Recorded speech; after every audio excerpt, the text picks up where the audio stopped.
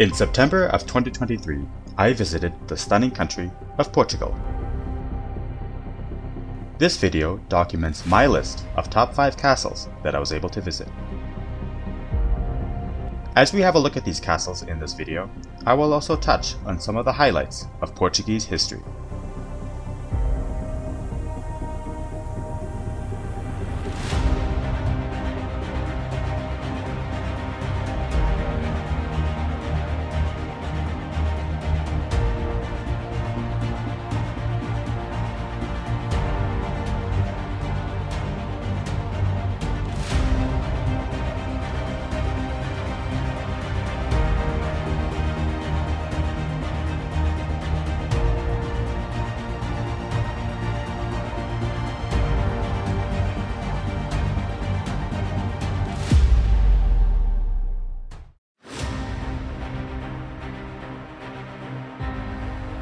The first castle on our list is the Pena Castle in Sintra. The Pena Palace, which is a grandiose expression of 19th century opulence, is the least medieval of the castles in this video. However, as it is such a wonder to behold, and is also inspired by medieval Iberian history, I just had to include it in this video. Finished in 1854, this palace served as a summer residence of the Portuguese royal family for about 50 years. It was in fact here that the last Queen of Portugal, Queen Amelia, spent her final night in Portugal before leaving the country in exile following the 1910 Republican Revolution in Portugal, which expelled the royal family. But if we go back in time a bit, to the 1830s, we discover that this palace started with a young foreign prince, a German-speaking noble by the name of Ferdinand August Franz Anton, who had married into the Portuguese royal family. As a side note, I would say that exporting princes and princesses was one of Germany's prime exports in that period, as there were so many local princely families there in the 1800s. But I digress. It appears that when Prince Ferdinand visited the Sintra Mountains, which you can see in this footage, and visited the old ruins of a medieval monastery, that this left quite an impression on him. This old monastery had existed since around the year 1500, so over 300 years before our German prince visited it, and had been a favorite spot for the monarchs of Portugal to visit, who had in fact also ordered its construction. The monastery was heavily damaged, though, in the famous Lisbon earthquake of 1755. So by the time Prince Ferdinand visited the site, possibly with his wife, the future Queen Maria, the monastery was a ruin. I think this fits well, though, into the prince's imagination, because it was also around this time that much medieval nostalgia was happening in Germany and throughout Europe.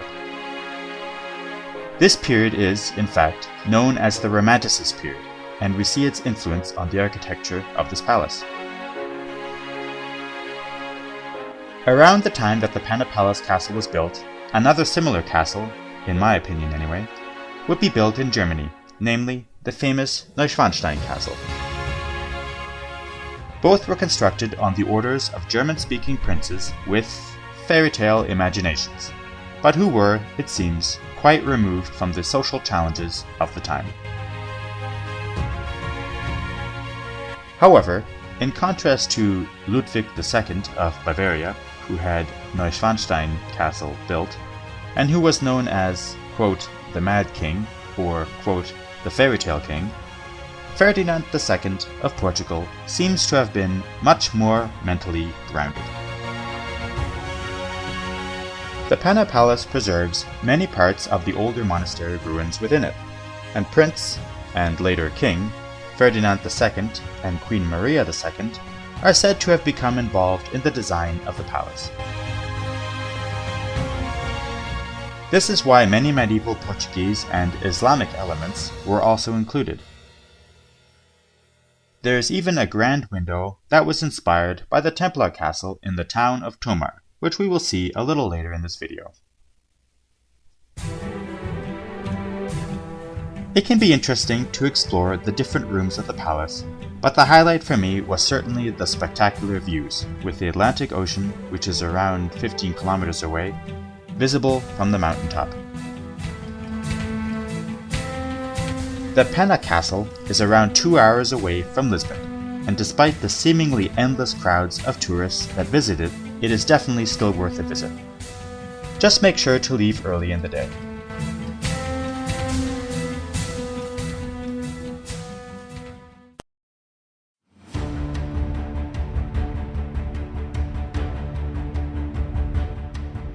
Built in the 700s and 800s in the spectacular Sintra Mountains, this fortress is technically the oldest of the castles in this video.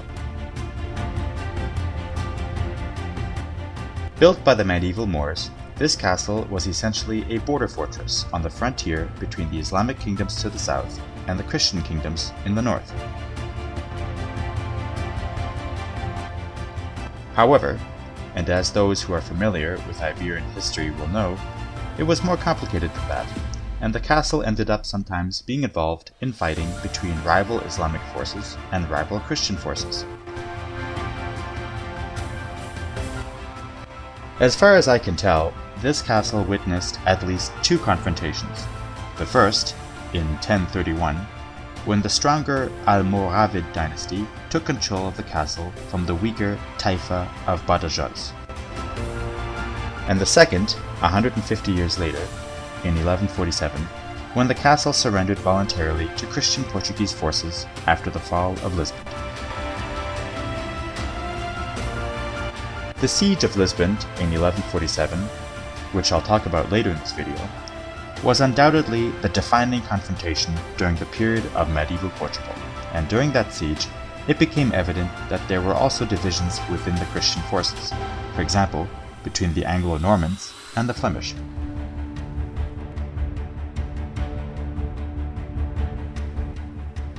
The Castle of the Moors continued to have military importance for another 200 years, but began to slowly be abandoned in the 1400s, seeing as it was no longer a frontier fortress.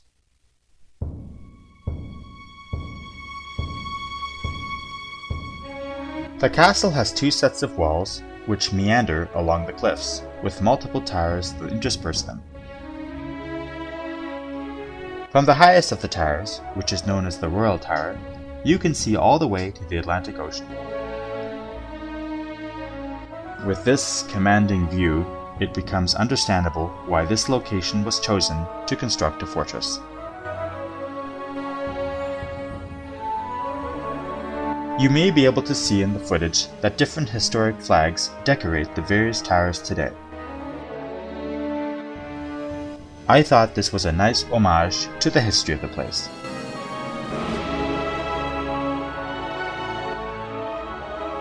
With the backdrop of the Sintra Mountains, the Atlantic Ocean, and the surrounding lush farmlands, the castle is today a scenic spot that allows the imagination to wander.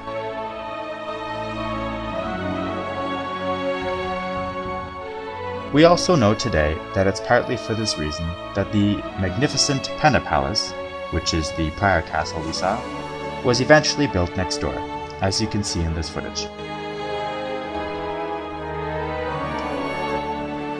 Like other castles I've highlighted in my videos, after several centuries of decay, it was in the 1800s that the castle was essentially rediscovered and began to be restored.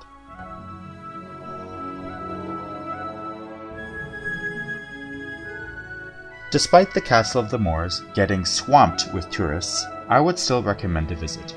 Just make sure to leave early in the day so that not even long lines can stop you from seeing this.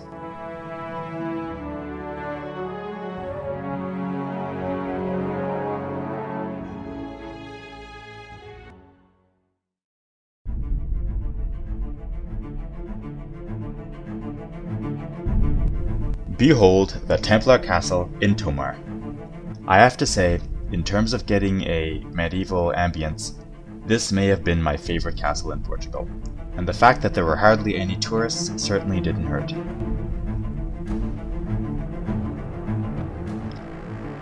The Templar castle in Tomar is one of the most formidable medieval fortresses in Portugal, and served a similar purpose as the Castle of the Moors, which we saw earlier. Namely, to protect the border regions from the Al-Andalus kingdoms to the south. However, the Tomar castle was built in the 12th century, so around 300 years after the Castle of the Moors.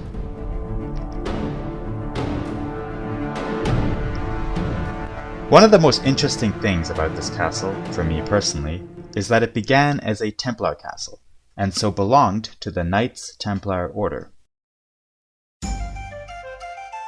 This is actually a rival order to the Teutonic order, which controlled castles in the Baltic countries, which I've made a separate video about.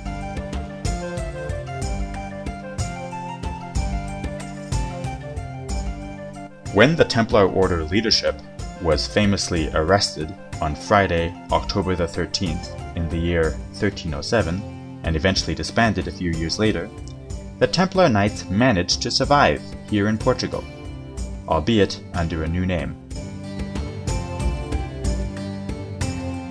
This is because when the King of France dissolved the Knights Templar, King Denis of Portugal refused to persecute the former Templars, as had occurred in other places.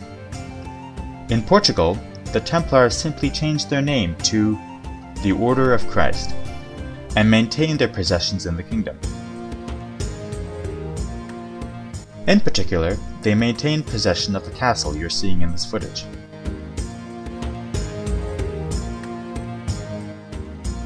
This famous event also makes clear another interesting point about the Templar military order, which is that, despite owning many fortresses, they were not actually a kingdom. Despite this, they controlled territories as far apart as this castle here in Tomar, Portugal, as well as, for example, the entire island of Cyprus in the eastern Mediterranean, all at the same time. This also shows how interconnected medieval Europe and the Mediterranean actually were. Unlike some of the other fortifications seen in this video so far, this castle in Tomar did come under direct attack. In around 1190, 30 years after the castle was built, it was unsuccessfully besieged by the powerful Almohad Caliphate, which at that time controlled much of Iberia and North Africa and had succeeded in taking other less formidable fortresses. And unlike other castles, which decreased in importance after the border moved further south, this castle in Tomar continued in importance for several more centuries as it had become the seat of the new Order of Christ, the successor Templar Knights order I mentioned earlier. This is evident when we reflect how Prince Henry the Navigator, who was a major factor behind Portugal eventually becoming a global sea empire, had also been appointed as the Grand Master of the Military Order of Christ back in 1420, and had used funds from the medieval order to finance Portugal's growing sea expeditions into the Atlantic Ocean.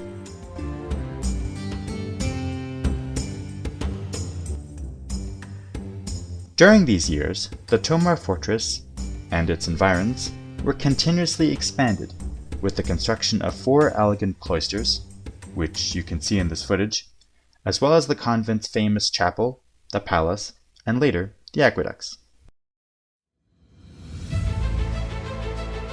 The famous round church of the Castle of Tomar, which dates back to the 1100s, was modeled after either the Dome of the Rock or the Church of the Holy Sepulchre in Jerusalem, which is evident when you enter it. Fascinating stories exist about how the Templars apparently believed that the Dome of the Rock in Jerusalem had once been part of the Temple of Solomon, but it's not completely clear what inspired the architecture here in Tomar. Around 1500, the architecture in the Tomar Castle Church was largely remodeled into the stunning Manueline style, which is a unique mix of late Gothic and Renaissance styles that is found in Portugal.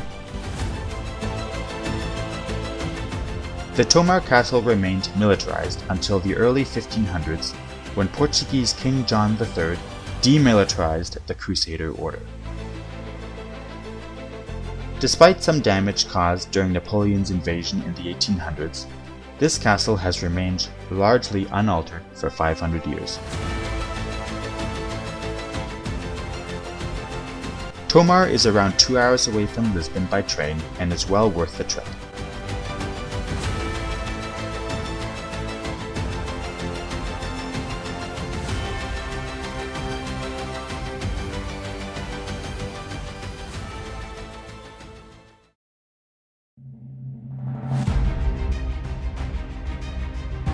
Although the Belém Tower is the smallest fortress featured in this video, I wouldn't say it was any less important than the others, and in fact, today, it has probably become the most iconic attraction in Lisbon. This Belém Tower was finished in 1519, and its main purpose was to help defend the entrance to Portugal's largest river, the Tagus, which you can see here, from any naval attacks. It took 3 years to build and was built on the orders of the Portuguese king, King Manuel, although the idea for it dates back to the prior king, John II, who had recognized the importance of defending this river entrance.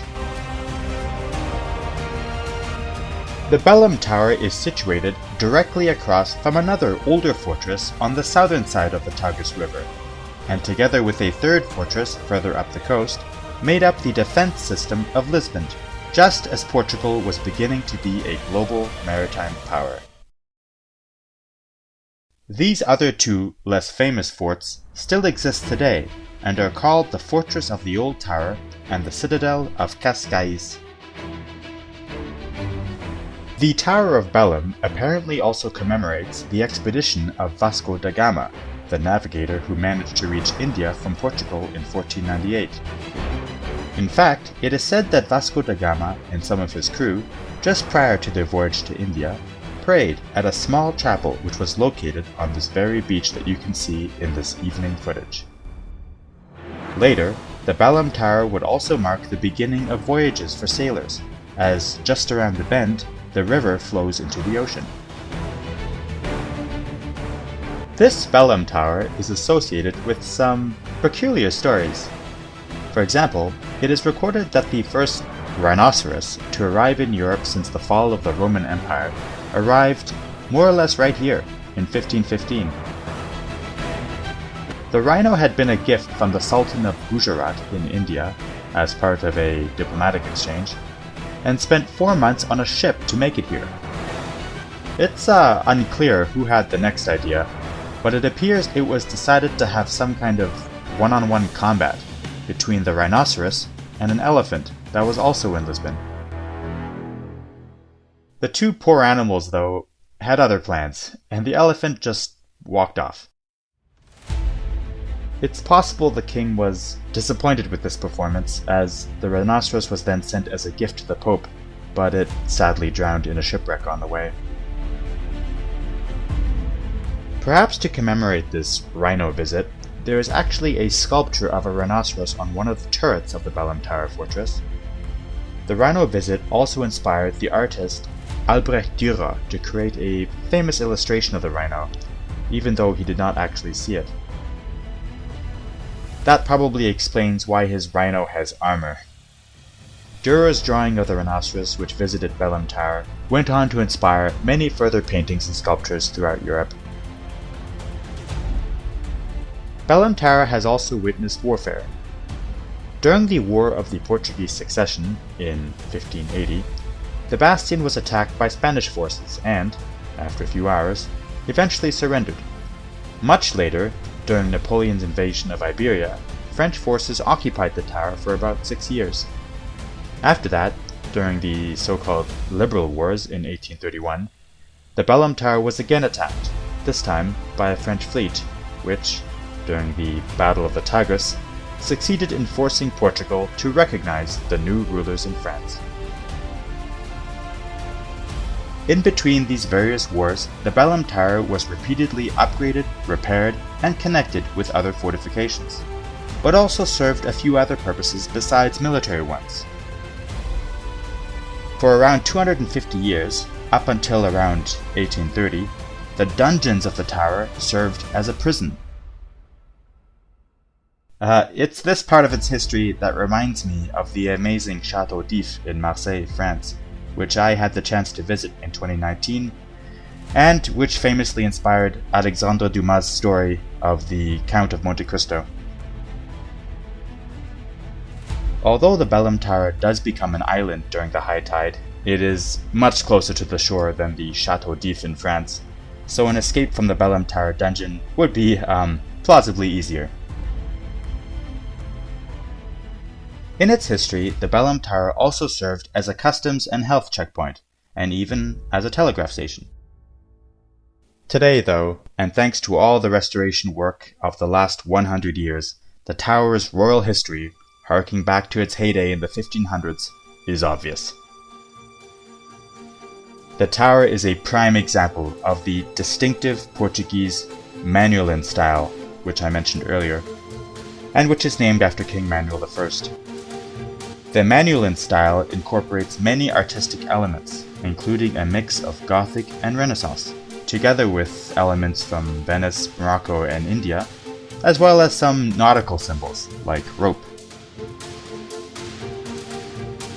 Especially popular in the 1500s, this style has created a truly magnificent structure in this tower. Reputedly, the kings of Portugal, perhaps even Manuel himself, liked to come to the tower's balconies, with their excellent view, to see the departure and arrival of long voyage ships. Like those monarchs of centuries past, I would suggest you visit this tower if you have the opportunity during a trip to Lisbon. I admit that I first became aware of the Belém Tower from an old classic computer game called Age of Empires 2, where the Portuguese wonder building is this Belém Tower. Well, regardless of how you heard about it, it's worth a visit.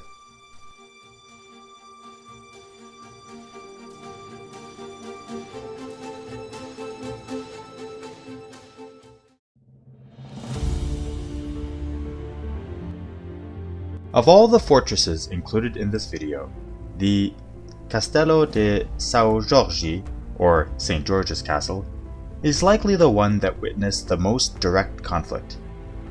This is possibly also because it is the oldest, or at least its foundations are the oldest. The first fortifications on this hill, which today overlook modern-day Lisbon, as you can see, date all the way back to over 2,000 years ago. This is when the Romans appear to have first fortified the hill. Settlement of the area, though, dates back even further. Whether the Celts, Phoenicians, Greeks, Carthaginians, Romans, Visigoths, Al-Andalus, or medieval Portugal, they would all, more or less, rule the area from this spot. The castle was probably most dramatically besieged in 1147, as alluded to earlier in the video, when medieval Portugal captured the castle and the city of Lisbon from the Moorish kingdom that was ruling it. The story of that 4-month siege, and what occurred before and after, are actually quite peculiar. As far as I know, only one eyewitness account of that siege still exists today, and that singular eyewitness chronicle tells some strange tales. The chronicle tells about how the very first king of Portugal, King Afonso, heard about a group of crusaders who were, as part of the Second Crusade, traveling by sea on the way to the Levant, so the Eastern Mediterranean. These crusaders, which were a group of English, German, and Flemish soldiers, had been forced to make a stop in Portugal, and were then, through promises of plunder, convinced by the same Portuguese king, King Afonso, to help attack Lisbon. This is because the Kingdom of Portugal had only recently been founded, and the city of Lisbon was not, at that time, under his control. The first-hand witness, who I mentioned earlier, and who appears to have been from England, included all kinds of anecdotes in his chronicle. Anecdotes of how the besiegers, and the besieged, traded insults across the walls, and how, after the city had surrendered, the Flemish soldiers apparently plundered wildly, while the English, on the other hand, apparently behaved honorably. To me, it seems the chronicler may have been a bit biased. But with an event so long ago, it's hard to know what exactly happened. Over 200 years later, in 1373 and in 1384, the castle would once again be central to the history of Portugal, and would once again come under siege. This time, though, it would be the Castilians besieging the fortress. It was, in fact, around that time that the castle received its modern name, as the castle would be dedicated to St. George, the English patron saint, hence St. George's Castle. The Portuguese king at that time, King John I, had married an English princess, and in fact, an alliance had existed between England and Portugal since 1373.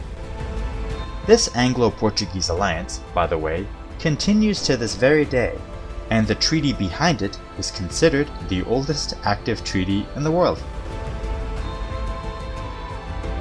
Although the saint, St. George, was also popular in Portugal, I can't help but wonder if the king partly named the castle to honor his wife. While in the siege of 1373, the city of Lisbon was captured, in 1384 it held out, and like the siege from 200 years earlier, the siege in 1384 also lasted around 4 months. This time, however, it included not only a land battle, but also one on water. It was during this siege that a battle took place on the Tagus River, so the river that flows through Lisbon. A group of some 34 ships tried to break the Castilian blockade to deliver much-needed supplies to the city and the castle of St. George. Perhaps thanks to this delivery on the water, the besieged Portuguese were eventually able to outlast the Castilians besieging them, and so the castle held. Interestingly, the next year, a group of medieval English longbowmen would land in Portugal in honor of their alliance, even though, at the time, the English were already fighting in the 100 Years' War in France. As the English longbowmen are mostly known for their battles in France, I was surprised to discover this. Less than 100 years later, the castle began to be converted into a royal palace. And so it was in fact here, at St. George's Castle, that the famous navigator, who I mentioned earlier, Vasco da Gama, would be received by the king after returning from his breakthrough voyage to India in 1498. Over the centuries that followed, the castle, and the city of Lisbon, would be hit hard by earthquakes, including in 1531 and 1755. During the 60-year Spanish rule, and like the Belém Tower that we saw earlier, the damaged St. George Castle would also serve as a prison and as a military barracks. It's not clear to me when exactly the last soldiers stopped garrisoning the castle, but they appear to have still been present up until the early 1800s. Finally, beginning in the 1930s, the castle would start to be renovated. Although there are far more tourists at St. George's Castle than, honestly, most other places, I would still recommend it as an essential part of any visit to Lisbon. And with that, we conclude the last of my top 5 castles of Portugal. I hope this video has given you a sense of the wonders that await you in Portugal, and perhaps has even taught you 1 or 2 things about Portuguese history. I have more footage from other travels that explore the mysteries of history, so if this historical period interests you, be sure to check back to this channel to get more recommendations for travel destinations, or just to listen to some history.